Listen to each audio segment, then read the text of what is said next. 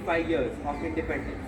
Independence Day is not only to celebrate but also remember the sacrifices made by the leaders and of course the sacrifices made by our soldiers who have helped to maintain that independence. It has been 22 years since the Kargil heroes and massed bravery and sacrifice are still imprinted in the country's collective memory.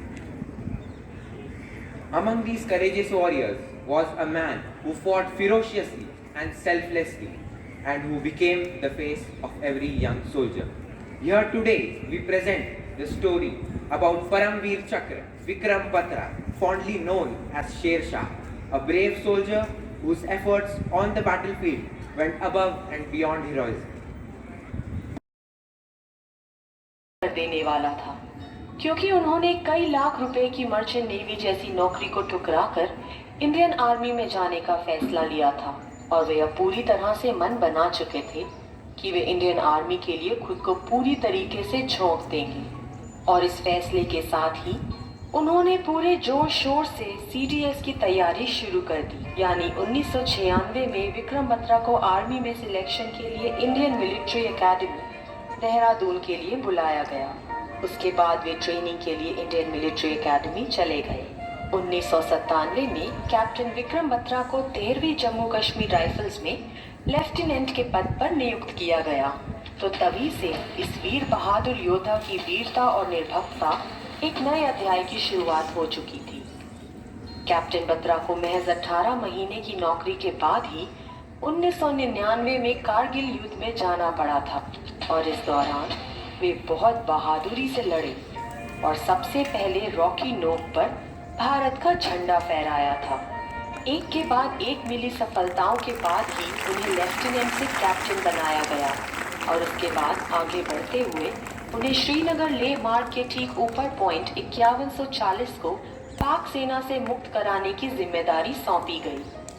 हालांकि यह challenge बिल्कुल भी आसान नहीं था, लेकिन captain Batra उन इंसानों में से थे जो कठिन से भी कठिन चैलेंज एक्सेप्ट करने की हिम्मत रखते थे। उसी हिम्मत के कारण कैप्टन बत्रा अपने साथियों के साथ उस चोटी पर कब्जा करने में कामयाब रहे और जब पॉइंट 5140 पर जीत हासिल करने के बाद कैप्टन बत्रा से उनकी प्रतिक्रिया ली गई तो उन्होंने जवाब दिया, ये दिल मांगे मोड़। और बस यहीं से इन लाइनों को अलग पहचान मिल गई और ये दिल मांगे मोड़ का नारा देखते ही देखते पूरे कारगिल में दुश्मनों के लिए आफत बन गया।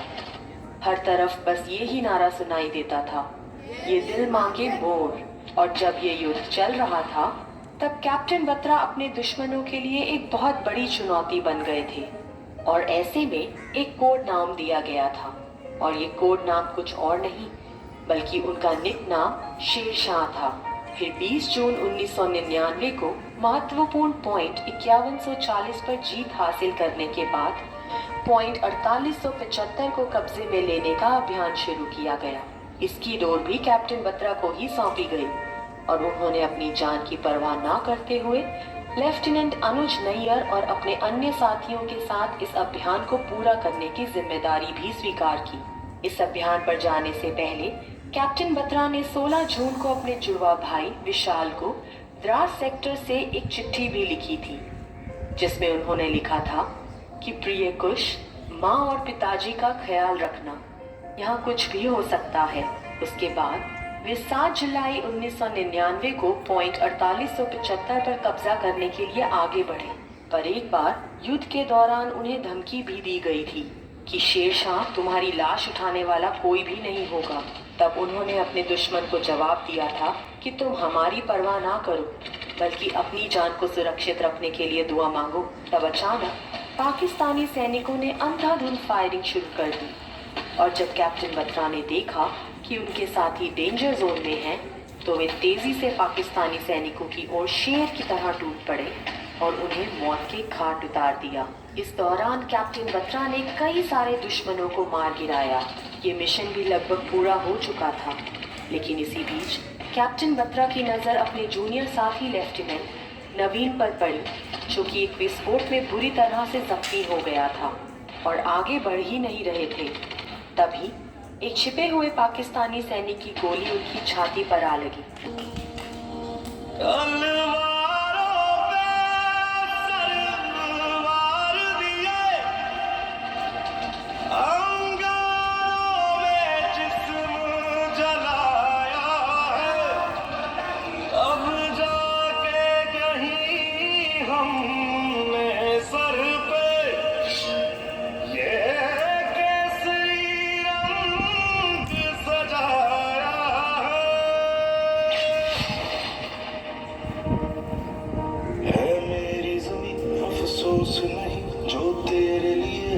दर्द से महफूज रहे तेरी आन सदा, चाहे जान मेरी ये रहे न रहे।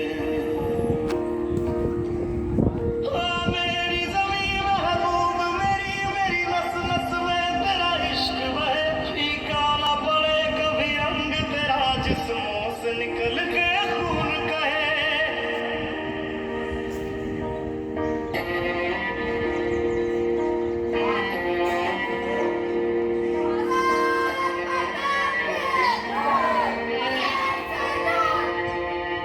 तेरी मिट्टी में मिल जावा, गुल बन के मैं खिल जावा, इतनी सी है दिल की आरज़ू।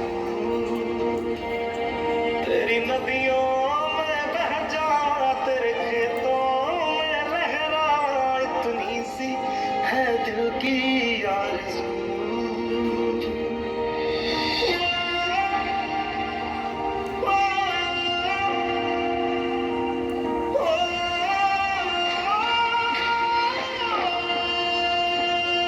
सरसों से भरे खलियान मेरे, जहाँ झूम के भंगड़ा पा न सका, आबाद रहे वो गाँव मेरा, जहाँ लौट के वापस जा न सका।